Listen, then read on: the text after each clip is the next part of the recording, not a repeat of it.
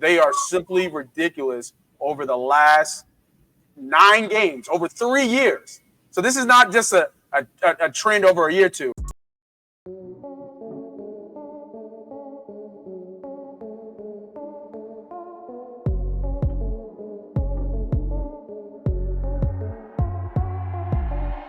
This is my biggest bet of the week. This is my favorite play of the week. And I am going. You got me anticipated here because I didn't see anything in the chat about this game, so I'm learning out there with the listeners. I'm going over 6.5 receptions for Travis Kelce. I went back and looked. Right, last 3 games against Buffalo, at least 10 targets, regular season and playoffs. But what I went back and really looked at, here's the gem for Travis Kelce. His uptick in the playoffs is insane. Yeah, last week was the first time he hasn't scored in a playoff game in 8 games. The last 10 playoff games, he scored in 8 games. And then in the last 9 games, he's had over 70 yards in every single game.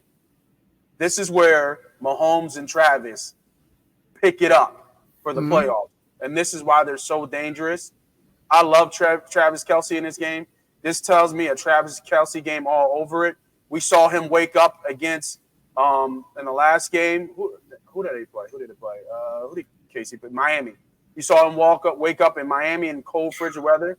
7 catches, 71 yards. If you go back and look at the research, this is all out here. This is not me just pulling it out of hat. If you go and do the research and you look at Travis Kelce's playoff numbers, they are simply ridiculous over the last 9 games, over 3 years. So this is not just a trend over a year or two. Since they won the Super Bowl, if you look at his numbers, they're glaring from receptions to touchdowns, 2 yards.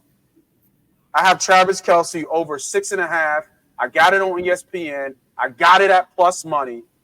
Lock me in. This is a 4-unit play for me. I absolutely love this play. And I also have another 2-unit play on him scoring. I can't ignore the numbers for Kelce.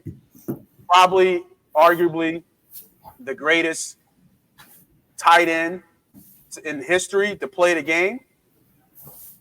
And I think you see that on full display here. I'm looking for it now on DraftKings to see his receptions. His receptions at 5.5 at minus 140.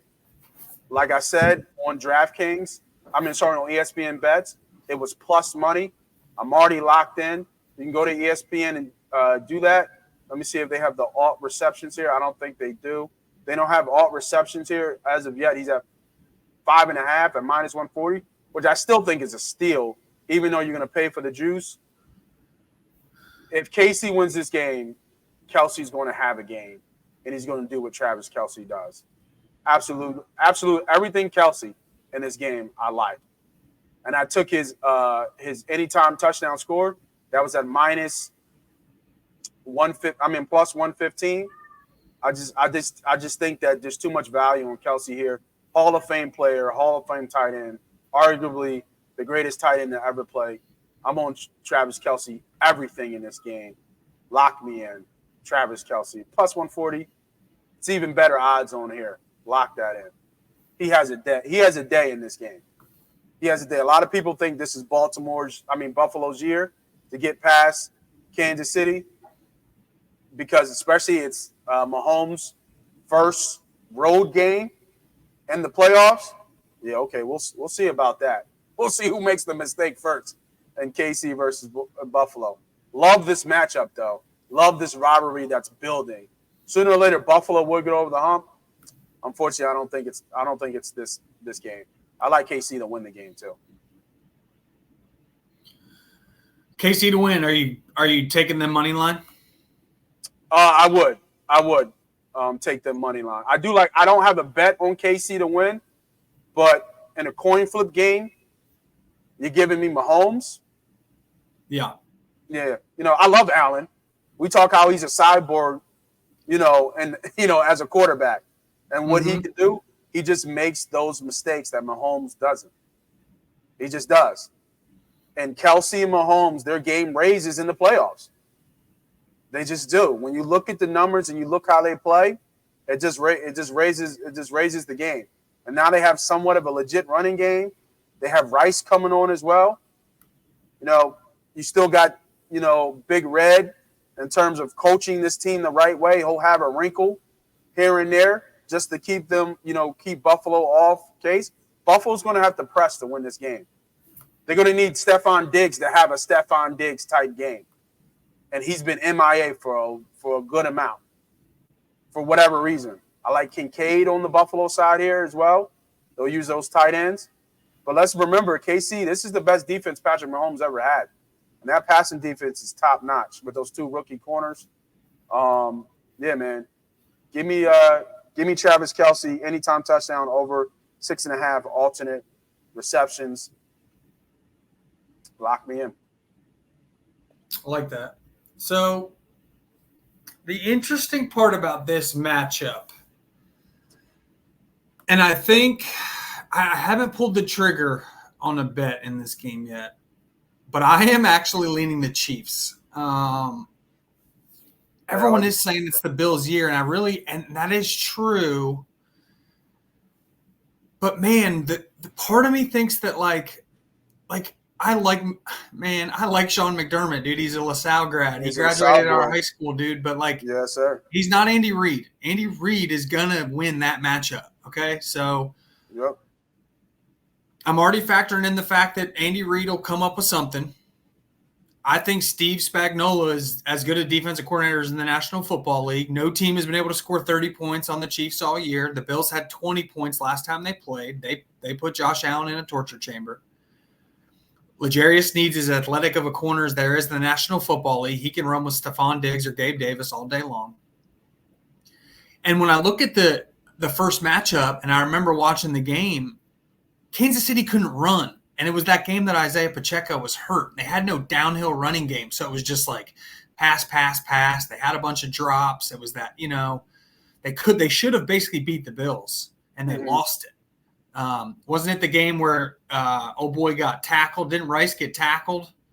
Wasn't that the over-the-back bomb Mahomes threw it at the very end, or was that where MVS dropped it? I thought he dropped it versus us. I think he dropped it, yeah. MVS dropped it versus us. I think the game versus the Bills was the one where Rashee Rice basically got tackled, and they didn't call pass interference at the goal line. Yeah.